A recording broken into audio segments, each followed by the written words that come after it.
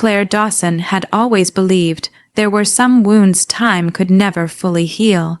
No matter how many years passed, no matter how much she built for herself and her daughter, the sting of her mother Margaret's coldness always lingered somewhere deep inside her. It was the kind of pain she had learned to carry quietly, like an old scar hidden beneath clothing.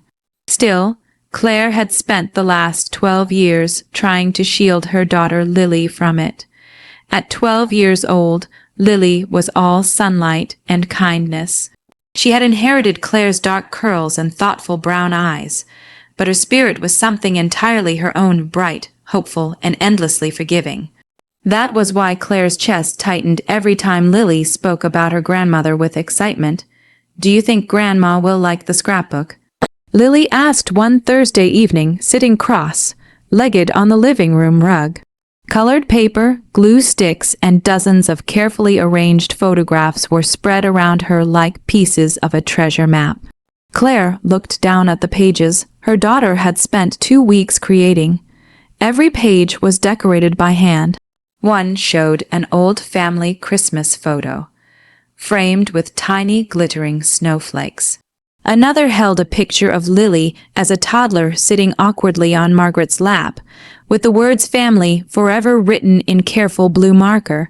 The last page was still unfinished. Lily was sketching tiny pink roses around a handwritten message. "Happy 60th birthday, Grandma. I love you very much.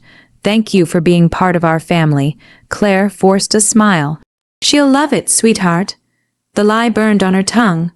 Margaret Whitmore had never been cruel in obvious ways. She never shouted or insulted Lily directly. Her rejection was always subtle, wrapped in polished smiles and carefully chosen words. She forgot Lily's birthdays. She sent generic gift cards at Christmas. And whenever family gatherings happened, she somehow managed to make Lily feel like an afterthought. Still, Lily kept trying.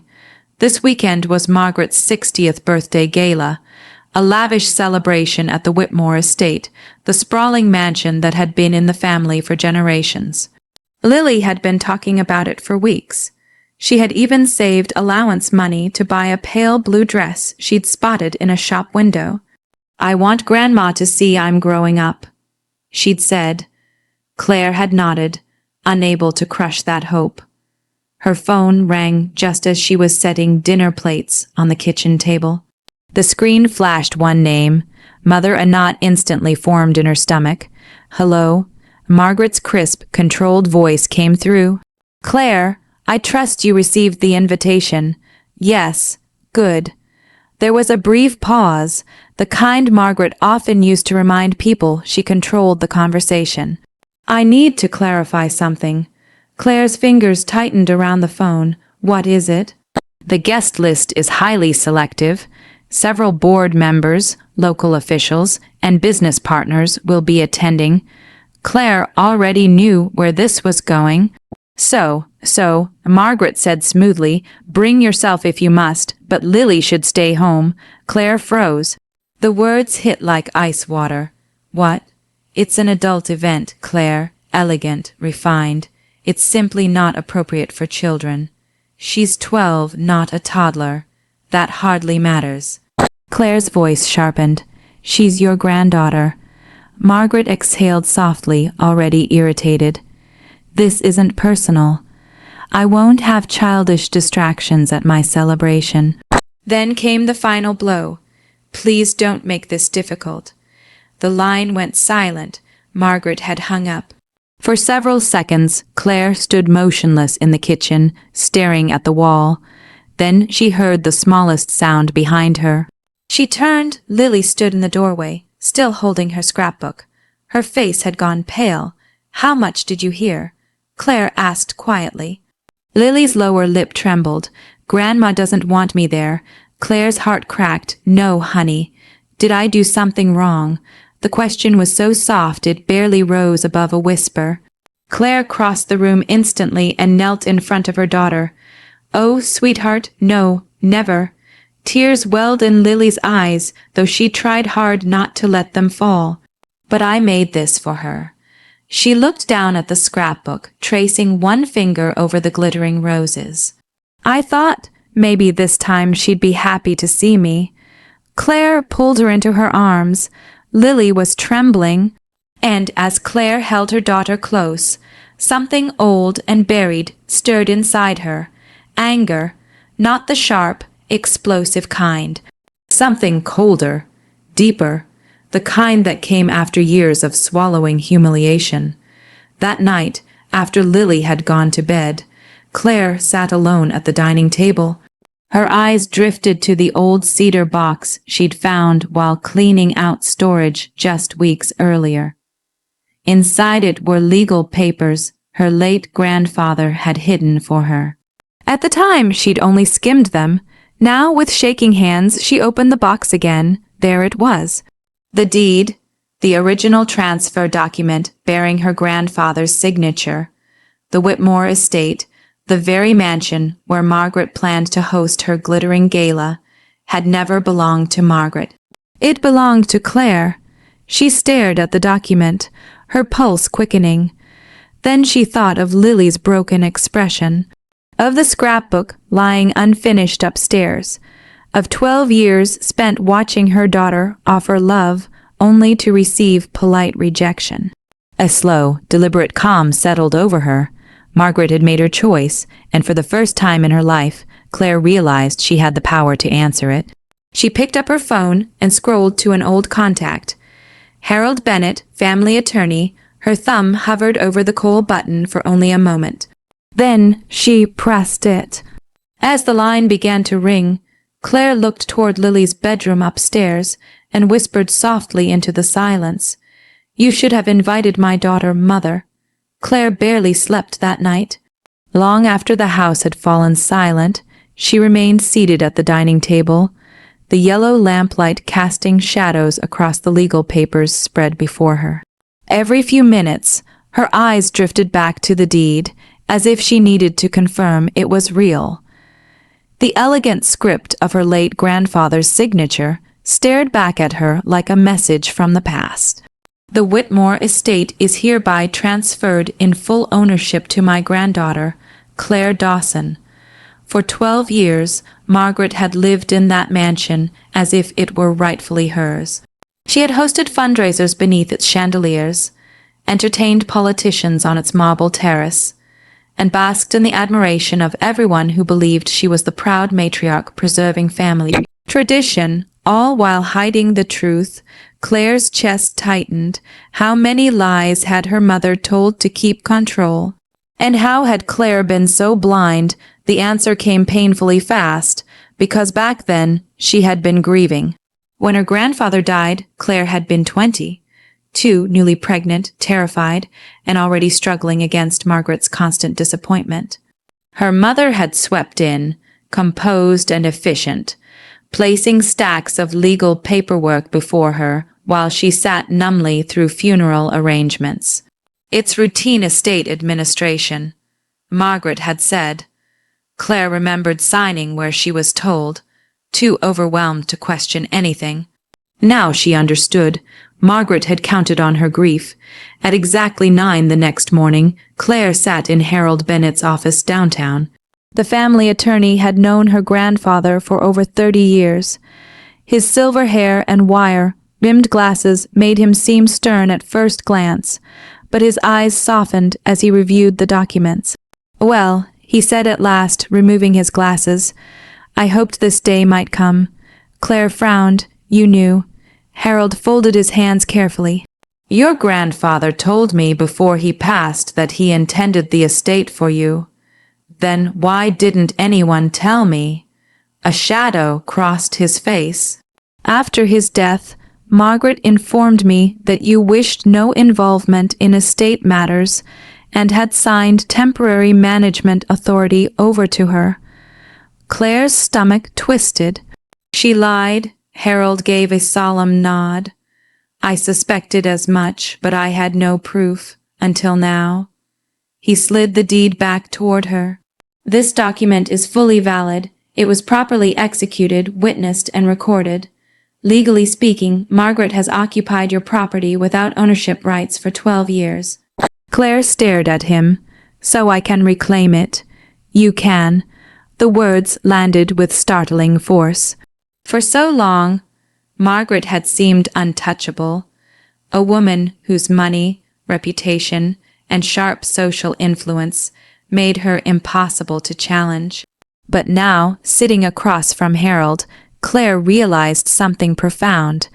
Her mother's power had always depended on one thing: everyone believing her version of the truth. And the truth was finally in Claire's hands. What happens if I move forward? She asked. Harold's expression sharpened. We issue formal notice during her event, publicly, legally, irrefutably. A strange calm settled over Claire. Yes, she said. Harold raised an eyebrow. You're certain? Claire thought of Lily's trembling voice. Did I do something wrong? Her jaw tightened. I'm certain. When Claire returned home, she found Lily sitting on the back porch swing, her scrapbook resting unopened beside her. The usually cheerful girl looked small somehow, her shoulders slightly hunched. Claire sat beside her. Hey, Lily offered a weak smile. Hi. For a moment neither spoke. Then Lily glanced down at her hands. I was thinking maybe Grandma's right. Claire frowned. About what? That I don't belong at fancy parties. The quiet sadness in her daughter's voice made Claire's heart ache. Oh, Lily, she always looks at me like I'm extra. Claire turned fully toward her daughter. Listen to me. Lily looked up. You are never extra. You are the best part of every room you walk into. Tears shimmered in Lily's eyes.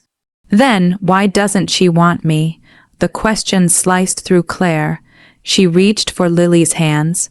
This has nothing to do with you. Sometimes people are so consumed by appearances, they forget what really matters. Lily was silent for a moment. Then she whispered, maybe we just shouldn't go where we're not wanted. The maturity in those words stunned Claire. For 12 years, she had tried to force peace with Margaret for Lily's sake. But Lily understood something Claire had spent too long denying. Love should never have to beg for a place. That evening, Claire made dinner while Lily quietly worked on her scrapbook at the kitchen counter. When Lily finished, she carefully closed it. Aren't you wrapping it? Claire asked. Lily shook her head. No, why not? Lily gave a small shrug. I think some gifts should go to people who actually want them. Claire stared at her daughter. Then slowly, a different idea began forming. Not revenge born of cruelty, justice born of truth. She walked to the living room and picked up her phone. Harold answered on the second ring. Claire, I've decided. Good. What would you like to do? Claire glanced at Lily, who was humming softly as she cleaned glitter from the table. Then she looked toward the darkening window, where the distant city lights flickered like stars. Deliver the ownership notice during the gala, she said. There was a brief pause during Margaret's speech. Yes, Harold let out a low breath. That will be memorable. Claire's voice remained steady. She wanted an elegant evening. A cold determination settled into her chest. Let's make sure she gets one she'll never forget. Saturday evening arrived wrapped in gold and anticipation. Across the city, the Whitmore estate glowed like something torn from the pages of a luxury magazine. Crystal chandeliers blazed through towering windows, casting warm light across manicured gardens where luxury cars lined the circular drive. Strings of white roses framed the entrance, and servers in black tuxedos moved silently through rooms filled with champagne and polished laughter. Inside the grand ballroom, Margaret Whitmore stood at the center of it all. She wore a custom ivory gown embroidered with silver thread, her diamonds catching every flicker of light. Guests circled her like planets around a sun, offering admiration, praise, and carefully chosen birthday wishes. Margaret accepted it all with practiced grace. This was her world, a world she had spent years building, a perfect image of elegance, power, and prestige. And tonight, she intended to remind everyone exactly who she was. Margaret, the arrangements are breathtaking, said Evelyn Cartwright, chairwoman of the City Arts Council. Margaret smiled smoothly. Thank you. The Whitmore estate has always been a symbol of legacy. The words pleased her. Legacy, that was what mattered, not childish sentiment, not emotional weakness, certainly not Claire's stubborn insistence on dragging that awkward child into every family occasion. Margaret's lips thinned briefly at the thought. Claire had not arrived yet. Good. Perhaps for once her daughter had learned restraint. Across town, Claire and Lily sat cross-legged on their living room floor, surrounded by pizza boxes and blankets. A comedy movie played on television, though neither was truly watching. Lily, absent-mindedly, turned pages of her scrapbook, her fingers brushing over photographs she had once arranged so carefully for her grandmother. Claire watched her quietly. Want more pizza? She asked. Lily shook her head. I'm okay.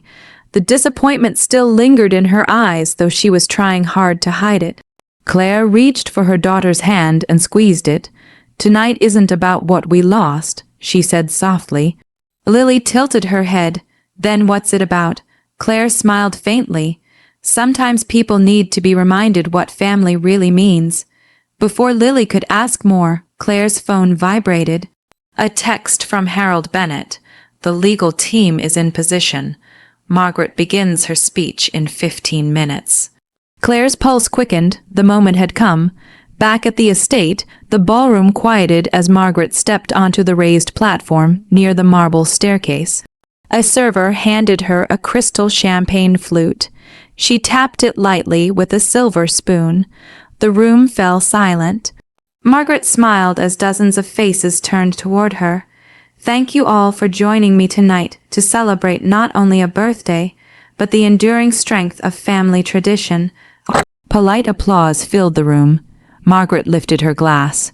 This home has stood for generations as a testament to the Whitmore family's values, grace, resilience, and excellence. Then the grand double doors at the far end of the ballroom swung open. Every head turned. 2 sharply dressed men entered, followed by Harold Bennett. Their expressions were formal, unreadable. Margaret's smile faltered. Harold walked calmly toward the platform. What is this? She demanded, lowering her glass. His voice carried clearly through the room. Margaret Whitmore, I am here on behalf of a mess. Claire Dawson regarding an urgent legal matter concerning this property. A ripple of murmurs spread through the crowd. Margaret's face hardened. This is neither the time nor the place. I'm afraid it is precisely both. One of the legal officers stepped forward and handed Harold an official document. He unfolded it deliberately. By authority of the recorded deed dated June 14, 12 years prior, ownership of the Whitmore estate legally belongs to Ms. Claire Dawson. The ballroom went dead silent. Margaret stared as though she had misheard. That is absurd. Harold's voice remained steady. The deed was executed by the late Edward Whitmore and properly filed. Effective immediately, formal reclamation of property has been initiated. Gasps echoed through the room. A champagne flute shattered somewhere in the back. Margaret's composure cracked. No, she snapped. There must be some mistake. There is no mistake. Then the projector screen behind the platform flickered to life. Guests turned as scanned images filled the massive display. The original deed, Edward Whitmore's signature, and beneath it, a handwritten letter. Harold began to read. To my beloved granddaughter Claire, if you are reading this, it means truth has finally found its way home. You have always understood what this family too often forgot. Love matters more than status. Kindness matters more than appearances. This home belongs to you because one day it should shelter the kind of family built on love, not pride.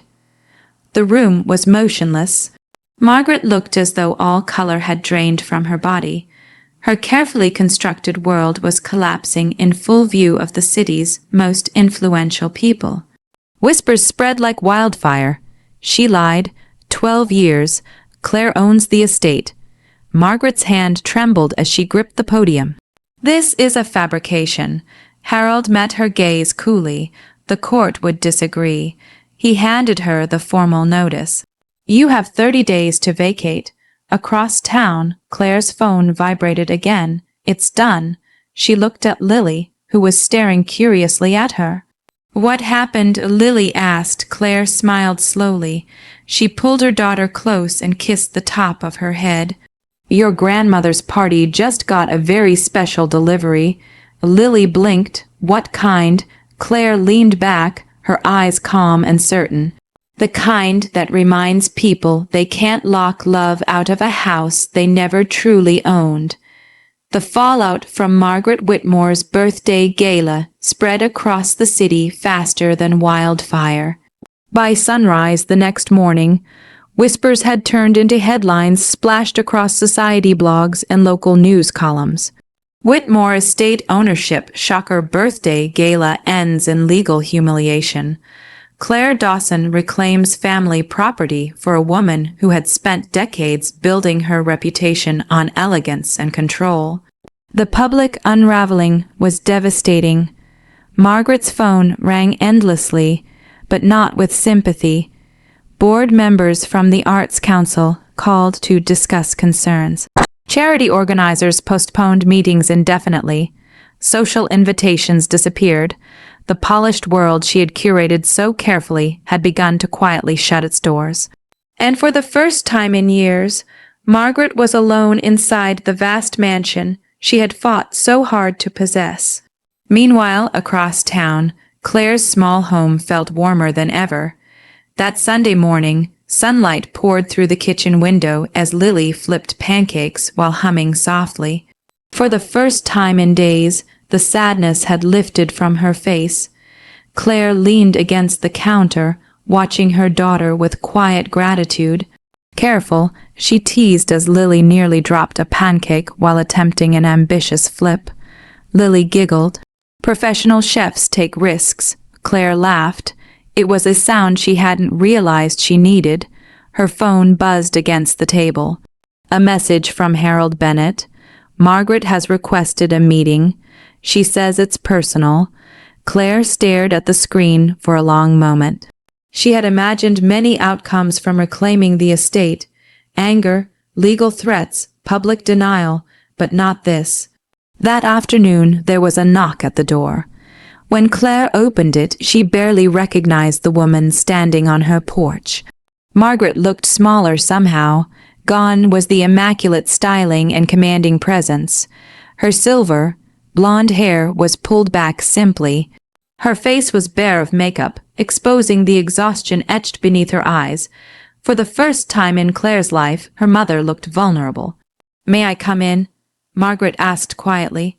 Claire hesitated. Then she stepped aside. Margaret entered slowly, glancing around the modest living room. There were no crystal chandeliers here, no marble floors, just framed school photos, books stacked on shelves, and the faint scent of vanilla from the morning's pancakes. It was a home built with love, and Margaret seemed to notice that. They sat across from one another at the kitchen table. For several moments neither spoke. Finally, Margaret folded her trembling hands. "I came to apologize." Claire said nothing. Margaret swallowed hard. "What I did hiding the truth about the deed, excluding Lily." Her voice cracked. It was unforgivable. Claire studied her carefully. All her life she had longed to hear those words. Yet now that they had finally come, they felt strangely hollow. "Why now?" Claire asked. Margaret looked down. "At first, I thought I was protecting what your grandfather built. Then I convinced myself I deserved it.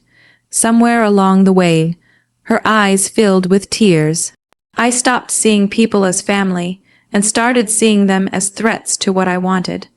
Claire's expression remained calm. "You didn't just hurt me." Margaret nodded slowly. "I know."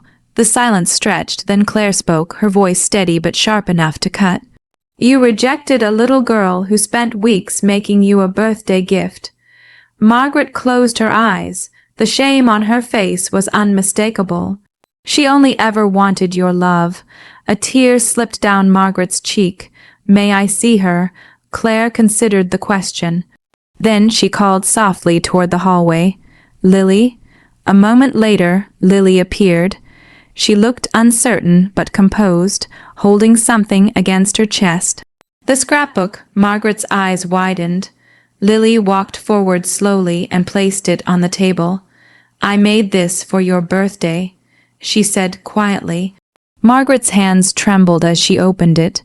Page after page of memories, handwritten notes, and carefully pasted photographs filled the book. When she reached the final page, she froze. Written in Lily's careful handwriting were the words, "Families are built by love, not houses." Margaret broke. A sob escaped her lips as tears spilled freely down her face.